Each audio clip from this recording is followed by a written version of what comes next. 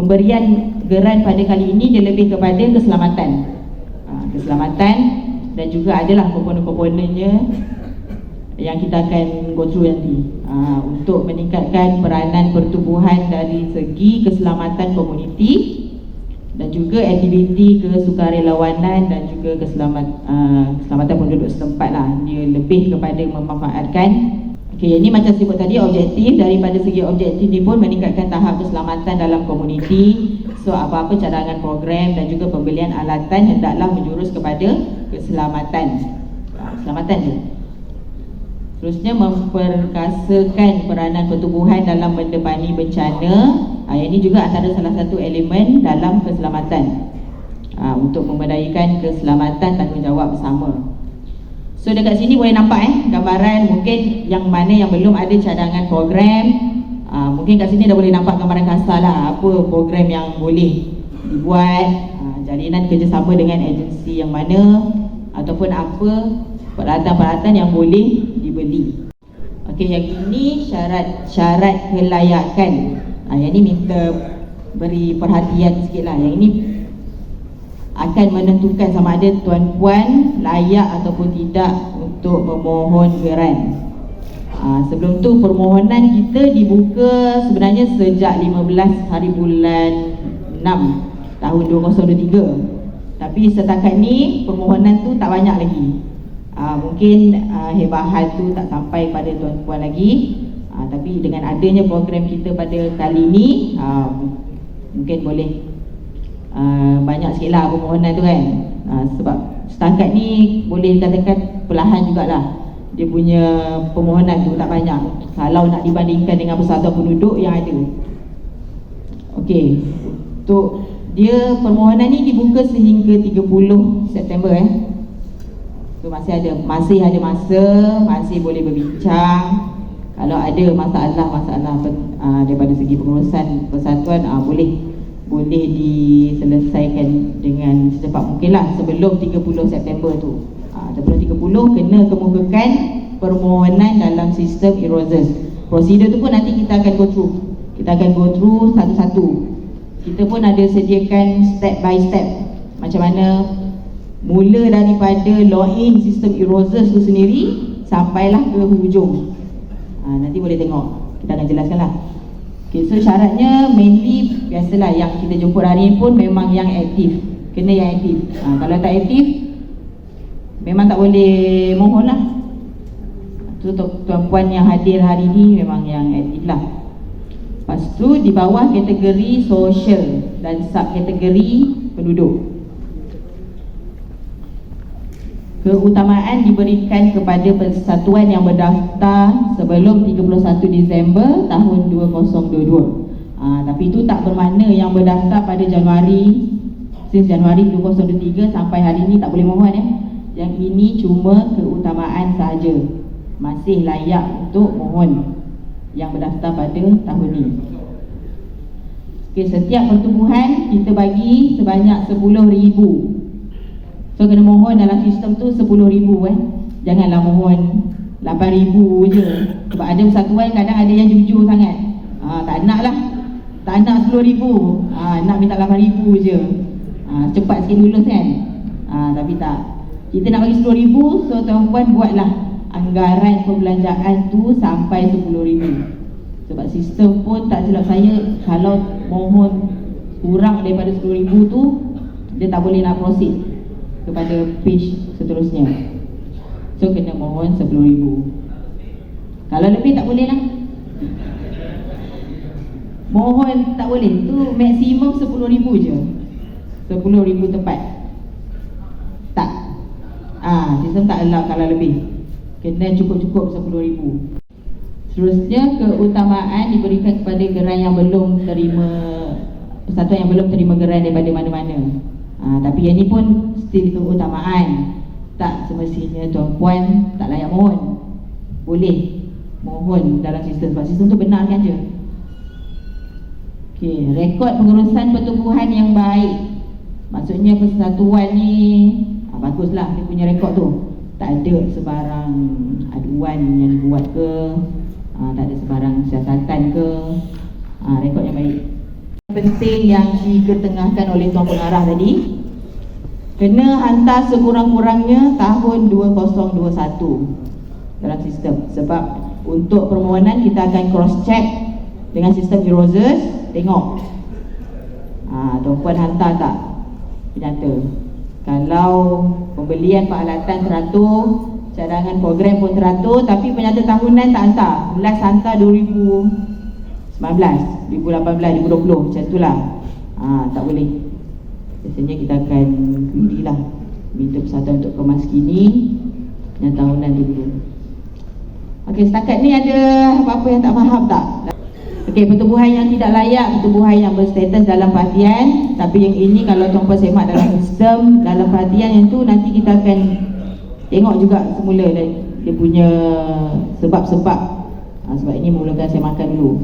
Pembelian yang memerlukan yang melibatkan harta modal dan aset pertubuhan yang tak ada kaitan pun dengan keselamatan.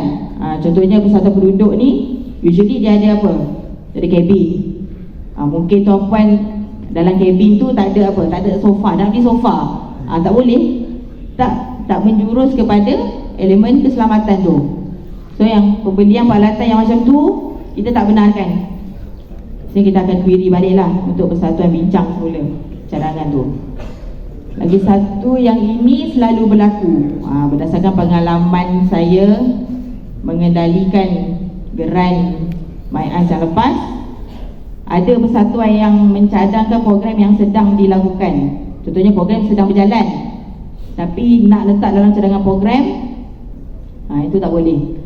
Kalau ikut kita punya kertas kerja dan borang permohonan tu pun, dalam tu pun jelas mention segala benda dalam tu semuanya anggaran dan juga cadangan. Maknanya segala program yang sedang ataupun telah dilaksanakan, contohnya nak claim, itu tak boleh kena akan dilaksanakan. Program berbentuk bantuan keluar negara, ini pun tak boleh lah. Dia kena tunggu duit dana nak bagi bantuan kat luar tak boleh lah. Dia kena memanfaatkan komuniti setempat. Dia bukan untuk orang asing ataupun untuk orang luar, dia untuk komuniti itu sendiri. Okey, yang ini antara untuk biaya kos pentadbiran pun tak boleh. Nak bayar sewa, bil api, bil air, satuan tertunggak, nak tunggu duit geran ni baru nak bayar. Tak boleh Segala kos pentadbiran tu sepatutnya diuruskan oleh persatuan, bukan tunggu geran. Okey, terusnya. Okey, yang ini prosedur permohonan. Prosedur permohonan sama juga macam sistem Eurozers, melalui setiausaha sahaja dan melalui sistem Eurozers. Kalau tuan-puan mana-mana yang dah tengok sistem Eurozers tu, dekat atas tu ada ruangan mohon geran GPPK. Yang itu boleh diklik oleh setiausaha dan mohon. Yang ini prosedur lah. Langkah pertama, setiausaha boleh mohon. Yang kedua, permohonan tu dibuka 15 Jun sehingga 30 September. Jangan mohon hujung-hujung kan baru nak mohon. Nanti misal kata kalau ada sebarang inquiry berkaitan dengan permohonan tuan-puan, nanti dah tutup tarikhnya. Kalau boleh mohon awal-awal, kalau boleh by Ogos tu dah siap mohon dah.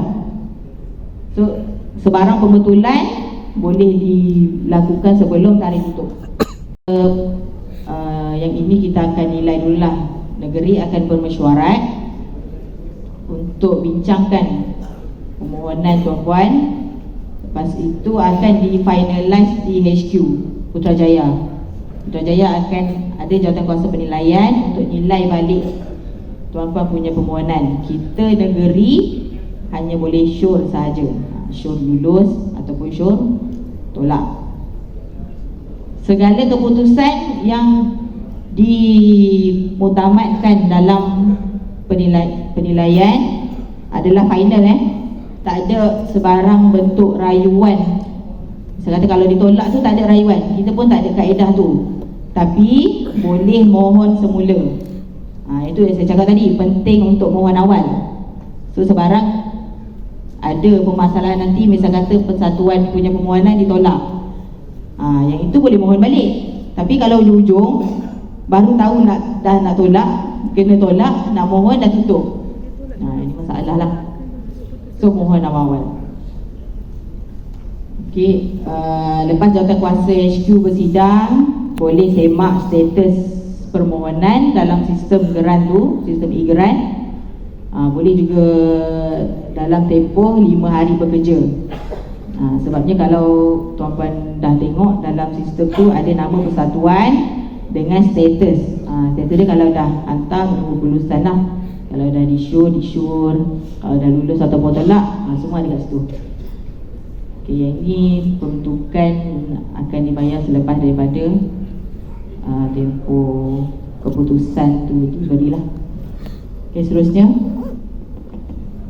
Okay, yang tadi saya explain prosedur sebelum dan selepas permohonan. Yang ini mengenai selepas permohonan. Okey, jawatankuasa penilaian akan sahkan dulu senarai pertubuhan yang dah diluluskan. Lepas tu yang ini lebih kepada peringkat negeri lah. Cumanya saya nak tekan kat sini pelaporan. Pelaporan ni penting. Ada persatuan yang dah dapat dana, dia diam je. Tak ada dengar apa-apa dah. Tak ada feedback dah pun. Laporan pun tak hantar. Bila ada buka geran lagi, ROS ada offer geran lagi, barulah cari ROS. Bila kita semak rupanya geran tak hantar. Itu kita pun tak boleh nak tolong lah. Benda ni sepatutnya pengurusan persatuan tu sendiri kena ambil channel, dan jawatankuasa kena main peranan lah. Okey, kalau tak hantar laporan untuk pemberian geran kali ni, persatuan akan di blacklist. Di blacklist daripada terima geran untuk tempoh 2 tahun. 2 tahun lama 2 tahun tu. Misal kata kalau tahun 2024 dan 2025 kita ada bagi geran juga, dah rugi persatuan. So untuk laporan ni antara elemen yang penting lah. Laporan ni senang je. Saya pun tak tahu apa yang susah sangat. Nanti kita akan go through satu-satu elemen apa yang kita perlu dalam laporan tu lah. Okay, so lepas hantar laporan, kita akan buat semakan juga. Semakan pelaporan tu, betul ke persatuan ni buat aktiviti tu betul ke dilakukan, perbelanjaan tu betul ke sama seperti bukti resip-resip pembelian. Okay, saya nak share satu kisah lah. Jadi kisah benar berdasarkan geran yang kita offer dekat persatuan tahun lepas. Ada satu setiausaha, dia pegang 3 persatuan. Dia pegang 3 persatuan. Kita pun okey lah, dia memang aktif persatuan kan. Kita suci hati je terima husnuzon. Okey, satu sebab tak ada masalah pun untuk siapa-siapa individu untuk pegang beberapa jawatan dalam berapa persatuan sekalipun. Kita tak ada syarat khas untuk tu. Tapi dalam kes ini, sebabkan kita punya pemberian geran pada tahun lepas membuka peluang kepada banyak kategori persatuan kan. So 3 persatuan ni dia layak mohon. Dia layak mohon 3 persatuan ni. Tapi bila kita semak balik daripada segi dia punya laporan tu, memang nampak benar lah, menipunya kan. Dia punya laporan tu. Jadi kita dekat situ kita dah curiga dah. Jadi kita akan buat semakan. Bila kita semak, betul, memang tak buat pun. Dia punya gambar tu seorang je. Tak ada pun gambar yang bentuk laporan tu, bentuk aktiviti yang dah dijalankan tu sama seperti cadangan kertas kerja. Memang tak. Jadi bila kita soal dia pun berpeluh. Dalam akaun yang macam ni boleh berpeluh. Tu something wrong somewhere lah kan. Kita tak nak berlaku sebarang penipuan dana. Okay, seterusnya next. Okay, yang ini komponen pelaksanaan GPPK dia ada 2. Sama ada tuan-puan nak beli alatan dengan program ataupun nak buat program sahaja. Kalau pembelian peralatan maksimum 5,000 sahaja, tak boleh lebih. Kurang tak apa. Ini untuk daripada segi pembelian peralatan tu nanti kita akan tengoklah contoh-contoh peralatan yang boleh dibeli yang berkisarkan keselamatan. Cuma ini saya nak terangkan komponen je dulu. Untuk program, kalau tuan-puan tak nak beli alat, contohnya alat semua dah ada, CCTV dah ada, ada alat keselamatan, rondaan, pengawasan, kawalan bencana, semua dah ada dah. Cuma nak buat program je. Untuk program, boleh mohon sehingga 10,000. Cuma had maksima tu ditetapkan untuk perbelanjaan peralatan sahaja. Okey, ni yang tadi mohon 10,000 lah. Tak kurang, tak lebih. Kurang untuk alatan keselamatan tu tak apa. Misal kata contoh peralatan 3,800. So dia punya program kenalah 6,200. Okey, seterusnya. Okey, ni yang saya cakap tadi, contoh pembelian peralatan keselamatan. Kat sini boleh tengoklah. Daripada aspek kebersihan, kecemasan, pencahayaan, pengawasan, peralatan kebakaran ataupun lain-lain. Kalau peralatan kebersihan tu, kalau nak beli pengawet sampah, penyapu, penyodok, cangkul, water jet. Biasanya kalau kebersihan ni mungkin boleh fokuskan kepada tempat-tempat ataupun jika kawasan tuan-puan mudah untuk naik air, mudah banjir kan, mungkin boleh pertimbangkan untuk beli water jet untuk bantu penduduk setempat bersihkan kawasan kalau nak naik lah. Sebenarnya pembelian peralatan keselamatan ni dia bergantung kepada tuan-puan punya concern dekat mana. Tengoklah kecemasan, boleh beli first aid kit untuk kegunaan bersama, stretcher, walkie-talkie. Untuk pencahayaan boleh beli lampu suluh, spotlight, CCTV, baton, ikon keselamatan. Tapi kalau pembelian peralatan tu melibatkan yang memerlukan kebenaran, contohnya CCTV ataupun spotlight, lampu suluh dengan biasanya cermin cembung. Kalau kat Sempang tu kan ada cermin cembung tu, yang itu kena minta kebenaran PBT dahulu. Kalau yang mana strata title tu mungkin boleh dapat surat daripada JMB. Sebabnya kalau pemasangan CCTV ni melibatkan tanah awam, tempat awam, memang kena ada kebenaran PBT. Apa-apa yang melibatkan tempat awam, PBT. Kecuali kalau CCTV ni tuan-puan nak pasang dekat rumah. Contohnya rumah tuan-puan landed, ada corner lot ke apa ke kan, yang itu boleh dikemukakan surat kebenaran pemilik rumah yang berkenaan lah. Kita nak ada kebenaran je, sebab CCTV ni kan sensitif kan, tak boleh nak pasang sembarangan. Pemadam api, jaket keselamatan, yang ni pun boleh dibeli untuk kegunaan bersama. Dari segi pembelian peralatan keselamatan ni kita boleh tengok peranan persatuan penduduk tu macam mana sebenarnya. Boleh dikatakan frontliner jugalah kan untuk komuniti setempat tu. So kalau dekat sini ada peralatan yang tak kesenaran dalam ni, boleh juga dibeli. Sebab itu apa-apa yang tuan-puan mohon, kita akan semak semula. Benda tu kena tak dengan kita punya objektif. Okey, ini contoh program yang boleh dibuat oleh persatuan. Program pencegahan jenayah, bebas dadah, keselamatan komuniti, pencegahan kebakaran, bantuan awal bencana, bantuan awal kecemasan, ataupun program lain lah yang dirasakan munasabah untuk dilaksanakan selain daripada yang kesenaran kat sini. Jadi setiap program yang dicadangkan sebaiknya ada kerjasama dengan agensi.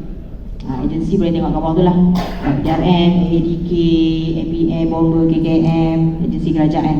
Sebaiknya ada kerjasama dengan agensi. Contohnya program pencegahan jenayah tu mungkin boleh jemput inspektor kan. Program pencegahan kebakaran mungkin boleh jemput bomber. Bomber ni biasanya dia buat demonstrasi. So maknanya benda tu secara tak langsung penduduk pun tertarik nak tengok kan, api terbakar besar je. Dan tu adalah salah satu cadangan lah yang saya rasa bagus, pencegahan kebakaran. Sebabnya kebakaran ni boleh berlaku kat mana-mana je, tak kira tempat. Next. Okay, ini kos perbelanjaan yang dibenarkan untuk pelaksanaan program. Kos pentadbiran yang biasalah, bahan khusus, sijil, bayaran publicity, nak cetak banner, bayaran penceramah, dia sebut penceramah tadi kan. So adalah bayaran dia. So lain-lain pun boleh dikemukakan. Tak ada tersenarai dalam ni. Contoh macam alat tulis ke, sewaan PA system. Kita akan ada ruang. Ada ruang untuk nyatakan perbelanjaan selain daripada dalam ni. So untuk program berkaitan dengan komuniti setempat, kena buat dekat tempat tuan-puan lah. Jangan buat kat hotel Hotel tak dibenarkan. Satu, saya rasa hotel 10,000 tak cukup pun. Buat kita biasa penduduk, anggaran peserta 100 ke atas. So untuk tempat program, sebaiknya buat dalam lokaliti berkenaan je. Mudah untuk penduduk datang, penglibatan tu mudah lah. Sebab dia buat kat lokaliti tu je kan, tak buat kat luar. So untuk kos makan minum untuk geran pada kali ni dia ada ketetapan had maksimum. Untuk minum pagi dan minum petang had maksimum RM8 sahaja. Kalau makan tengah hari dan malam RM15. Jangan lebih sangat lah daripada kadar maksimum ni. Jangan mahal sangat makan tu. Sebab makan ni kita dah tetapkan kadar yang sepatutnya diikut oleh persatuan lah. Okey, ni kaedah permohonan GPPK. Kaedahnya secara umumnya melalui sistem Eurozers lah. Okey, yang ini contoh borang permohonan GPPK. Kalau bila saya sebut borang, memang literally dalam sistem tu memang bentuk borang pun. Dia memudahkan persatuan untuk mohon. Kalau kita tengok elemen borang dekat situ, bahagian A maklumat pertubuhan, alamat email, semua tu yang tu kena isi lah. Itu tak ada masalah. Cumanya pada bahagian maklumat ni ada satu section yang saya nak tekankan sikit, iaitu lampiran bank. Lampiran bank dalam ni kena nyatakan yang terkini. Misal kata tuan-puan mohon bulan ni bulan Julai, so kena nyatakan penyata bank bulan 6. Kalau mohon bulan 8, penyata bank bulan 7. Bulan 8 tak lah, bulan 8 tak keluar lagi. Kalau boleh yang terkini, sebab kita ikut prosedur permohonan tu, kita tak nak ada nanti isu akaun dormant. Sebab kita pernah ada isu tu.